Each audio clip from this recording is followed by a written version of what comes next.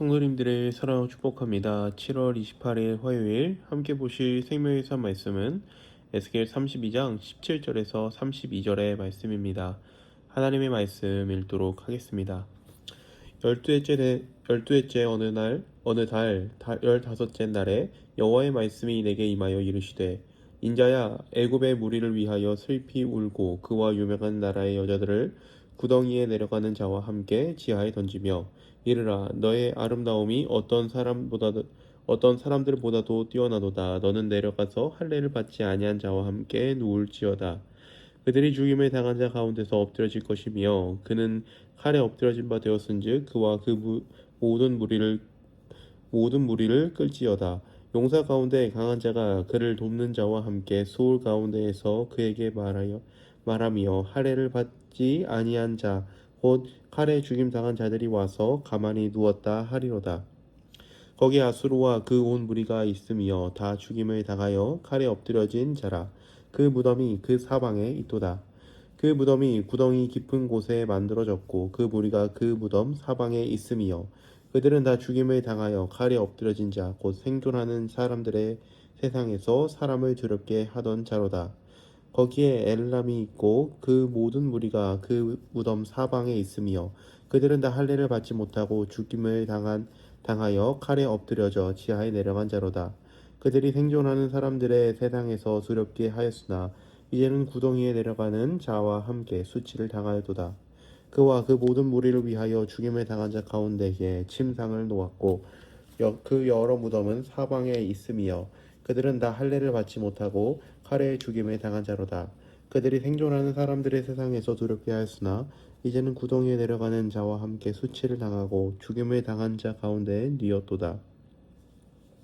거기에 메색과 두발과 그 모든 무리가 있고 그 여러 무덤은 사방에 있으며 그들이 다 할례를 받지 못하고 칼에 죽임을 당한 자로다. 그들이 생존하는 사람들의 세상에서 두렵게 하였으나 그들이 할례를 받지 못한 자 가운데에 이미 엎드려진 용사와 함께 누운 것이 마땅하지 아니하냐. 이 용사들은 다 무기를 가지고 수월에 내려가서 자기의 칼을 베개로 삼았으니 그 백골이 자기 죄악을 졌으며 생존하는 사람들의 세상에서 용사의 두려움이었던 자로다. 오직 너는 할례를 받지 못한 자와 함께 패망할 것이며 칼에 죽임을 당한 자와 함께 누우리로다. 거기에 에돔 곧 그 왕들과 그 모든 고관이 있으며 그들이 강성하였으나 칼에 죽임을 당한 자와 함께 있겠고 할례를 받지 못하고 구덩이에 내려간 자와 함께 누우리로다. 거기에 죽임을 당한 자와 함께 내려간 북쪽 모든 방백과 모든 시돈 사람이 있으며 그들이 본래는 강성하였으므로 두렵게 하였으나 이제는 부끄러움을 품고 할례를 받지 못하고 칼에 죽임을 당한 자와 함께 누웠고 구덩이에 내려가는 자와 함께 수치를 당하였도다. 바로가 그들을 보고 그 모든 무리로 말미암아 위로를 받을 것이며 칼에 죽임을 당한 바로와 그 온 군대가 그러하리로다. 주 여호와의 말씀이니라. 내가 바로로 하여금 생존하는 사람들의 세상에서 사람을 두렵게 하게 하였으나 이제는 그가 그 모든 무리와 더불어 할례를 받지 못한 자 곧 칼에 죽임 당한 자와 함께 누이리로다. 주 여호와의 말씀이니라. 아멘. 어제에 이어서 오늘 말씀도 애굽을 향한 심판의 말씀이 계속되어지고 있습니다. 어제의 말씀에 이어서 오늘도 애굽을 향한 심판의 말씀이 계속되어지고 있습니다. 어제의 말씀은 애굽이 어떻게 심판받았는지에 대해서 기록되어지고 있고 오늘 말씀은 심판받은 이후에 대해서 기록한다고 볼 수 있습니다. 17절에서 20절은 애굽이 이제 칼에 죽임을 당할 것에 대해서 말을 하고 있고 이후에 21절부터 32절은 애굽이 죽음당한 이후 수월에서 만나는 이들에 대해서 기록을 하고 있습니다. 하나님의 말씀이 다시 에스겔에게 임합니다. 32장 1절에서는 12회 달 초하루에 말씀이 임하였는데 여기서는 어느 달에 정확하게 기록되었는지는 정확하지 않습니다. 다만 같은 연도에 하나님의 말씀이 임한 것만 정확하게 알 수 있죠. 말씀이 시간적인 순서대로 작성된 것이라면 얼마 되지 않아서 하나님의 말씀을 받은 것이구나 하고 알 수 있지만 달이 정확하게 기록되어 있지 않으니 이 또한 정확한 내용은 아닐 것입니다. 다만 알 수 있는 것은 같은 해에 이 말씀을 받았구나 라는 것을 알 수 있죠. 1년 사이 애굽에 어떤 일이 일어났는지는 알 수가 없습니다. 어쩌면 아무 일도 없었을 수 있습니다. 그래서 사람들은 당장은 아무 일이 없으니 괜찮아 라고 말하면서 애굽과 상종하고 때로는 애굽을 의지했을 수도 있습니다. 하지만 하나님의 말씀이 다시 한번 같은 해에 에스겔에게 임합니다. 예언의 텀이 비교적 짧다라고 말할 수 있는데요. 이를 통해서 보게 되는 하나님의 마음은 아직도 애굽을 의지하고 있고 의지하는 백성들을 재촉하고 계시는 마음이 느끼게 됩니다. 하나님께서 말씀대로 곧 심판하실 것인데 당장 내 눈에는 애굽이 망할 것처럼 보이지 않으니 나중에 징조가 보일 때 애굽과 떨어져야겠다라는 안일한 마음을 가진 백성들을 재촉하시는 것이죠. 하나님은 언제나 말씀을 통해서 징조를 보여주십니다. 이 예언이 그 징조입니다. 이 말씀을 통해서 보게 되는 것은 우리에게 하나님 말씀이 들려졌을 때 우리는 즉각적으로 반응해야 한다는 것입니다.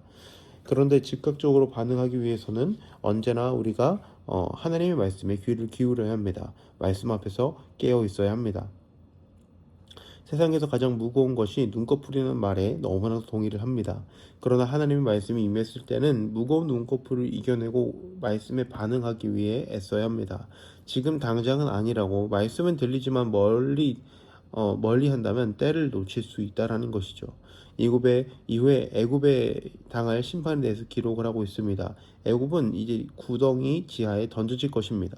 그곳에서 할례받지 아니한 자와 함께 눕게 될 것입니다. 이는 그가 스올 곧 하나님과 영원히 결별하게 되는 지옥에 들어가게 됨을 말합니다. 그도 하나님의 은혜가 없는 것으로 떨어짐을 말하고 있습니다. 이후 22절부터 애굽이 이곳에서 만나게 되는 이들에 대해서 기록을 하고 있습니다. 아수르, 시돈, 엘람, 메색, 두발, 에돔, 북쪽의 모든 방백을 그곳에서 만나게 될 것입니다. 그런데 이들에게 주어진 말씀에는 많은 공통점이 있습니다. 이 공통점을 중심으로 좀 메시지를 나누고자 하는데요. 첫 번째 공통점은 할례를 받지 않은 죽음입니다. 아수르에는 이 말씀이 포함되어 있지 않지만 문맥의 흐름을 보면 이들도 하나님의 약속, 하나님의 은혜에서 멀어진 것임을 볼 수 있습니다.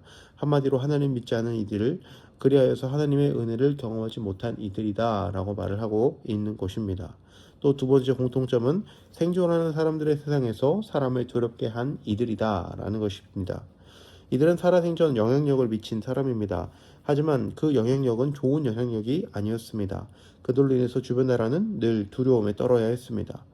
이를 오늘날로 표현하자면 세상에 영향력을 미치는 사람들입니다. 특히 그 중에서도 좋은 능력을 가지고 있지만 주위에 악한 영향력을 미치는 사람들을 말할 것입니다. 세 번째 공통점은 이들 모두가 칼에 엎드려졌다라는 것입니다. 앞선 말씀에서 바벨론은 하나님께서 사용하는 칼이라고 말합니다. 이는 모든 나라가 바벨론의 손에 엎드러진다는 것을 말하는 것만은 아닙니다. 정확하게는 하나님의 심판을 받는다라는 것이죠. 이러한 세 가지 말씀을 공통점을 보면서 떠오르는 말씀이 있습니다. 한 번 죽는 것은 사람에게 정해진 것이요 이후에는 심판이 있으리라는 히브리서 9장 27절의 말씀이 연상되게 됩니다.